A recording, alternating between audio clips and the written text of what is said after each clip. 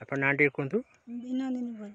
କେମିତି ଚାଷ କରିବା ମନ ବଳିଲେ? ହଁ ଚାଷ ସିଏ ବୋହୁ ହବ କହିଲା ଖୁଡ଼ି ଚାଷ କରିବା।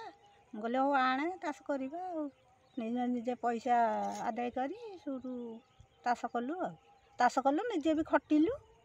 ତାପରେ ଫୁଲ ତୋଳା ହେଲା ବେପାରୀ ନେଲେ ନିଜେ ପଇସାଟା ପାଇପାରୁଛୁ ଆଉ ଖୁସି ଲାଗୁଛି ଆଉ। ନିଜ ଖର୍ଚ୍ଚ କ'ଣ? ହଁ ନିଜ ଖର୍ଚ୍ଚ କରୁଛନ୍ତି। ନିଜ ଖର୍ଚ୍ଚ ଏଇ ତ ସବୁ ଚାଲିଛି ଆଉ ନିଜ ଖର୍ଚ୍ଚ ଆଉ କ'ଣ ଲୁଗାପଟା ଭଲ ହଁ କରିଛୁ ନିଜେ ଖର୍ଚ୍ଚ କରିକିରି କଲୁ ଆଉ। କେତେ ଲାଭବାନ ହେଉଛି? ହଁ ଲାଭ ବି ଭଲ ହେଇଛି। ଖୁସି ଅଛନ୍ତି? ହଁ ପୁରା ଖୁସି। ଟିକେ ଆପଣ ନାଁ କହିବେ? ମୁଁ ଧରିଛି। ନମସ୍କାର, ମୋ ନାଁ ହେଲା ଗୀତାଞ୍ଜଳି ଭୋଇ, ଗ୍ରାମ କୁଳକୈଜୁଆଁ, ବ୍ଲକ ବିରିଡ଼ି। ଆମେ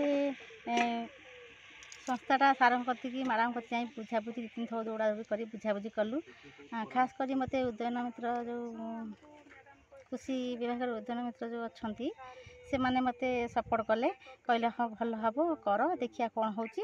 ସେଇଠୁ ଆମେ ତାକୁ ଆସିକିନା ସବୁ ଆଦାୟ କରିକି ସମସ୍ତେ ମିଶିଲୁ 10 ଜଣ ବସିଲୁ ଏସ୍ଏଚ୍ଜି ବାଲା। ସେ କହିଲେ ଆମେ କରିବୁନି। ଆମେ 5 ଜଣ ଭାବିଲୁ ଆମେ କଲେ ଏଇଟା ଉନ୍ନତି ହେବ, ଯେହେତୁ ଆମର କେହି ଗାଁରେ କରିନାହାନ୍ତି।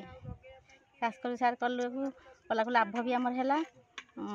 ଆଉ ପରିଶ୍ରମ ବଡ଼େ ମାନେ ସକାଳ ସନ୍ଧ୍ୟା 2 ବେଳା ତୋଳା ହେଉଛି। ଆଉ ବେପାରୀକି ଆମେ ବି ଏମିତି ହେଉଛି ଜଗି ବି ପାରୁନୁ।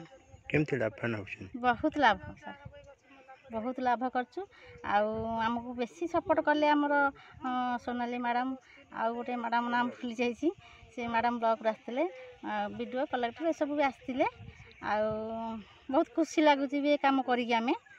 ଆଉ କ'ଣଟା କହିବି, ବହୁତ ଲାଭ କରିଛୁ। କେବେ ଚାଷ ଆରମ୍ଭ କରିଥିଲୁ? ଚାଷ କରିଥିଲୁ ସାର୍ ଆମେ ନଭେମ୍ବରରେ ଲଗେଇଲୁ, ଡିସେମ୍ବର ସୁଦ୍ଧା ଶୀଘ୍ର କଡ଼ ହେଲା ଛୋଟ ଗଛରୁ। ନା ମିଲି ବେହେରା।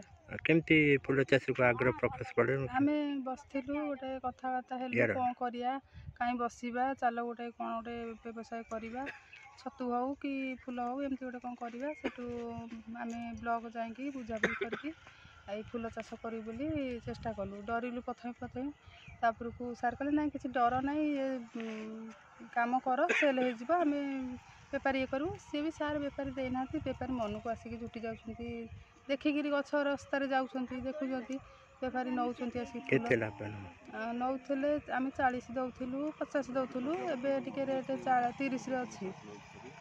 ଆଉ 30ରେ ଆସିକି ନେଉଛନ୍ତି ବେପାରୀ, ସବୁଦିନ ଆସିକି ନେଉଛନ୍ତି। ଖୁସି ଅଛନ୍ତି? ଆଜ୍ଞା ଖୁସି ଅଛନ୍ତି? ହଁ ଖୁସି ଲାଗୁଛି। ଆମେ ସବୁବେଳେ ଏଠିକି ପରିଶ୍ରମ କରିବାକୁ ଆଉଛୁ, ଭଲ ଲାଗୁଛି। ଆଉ ମୂଳ ଉଠିଗଲାଣି, ଆମର ମୂଳ ଉଠିକି ଲାଭ ପାଇଲୁଣି। ଆଉ ଭାରି ଖୁସି ଲାଗୁଛି। ଯାହା ହଉ ତାପରେ ବି ଆଉ କରିବାକୁ ଚେଷ୍ଟା କରୁଛୁ। ଆଉ ଫୁଲ ହଉ, ଗୋଲାପ ଫୁଲ ହଉ, ଯାହା ହଉ ଗୋଟେ କରିବୁ। ଆଉ ବସିବାକୁ ଭଲ ଲାଗୁନାହିଁ ଘରେ, ଯାହା ହଉ 2 ପଇସା ପାଉଛୁ, ଗୋଟେ ଖୁସି ଲାଗୁଛି। ଆଉ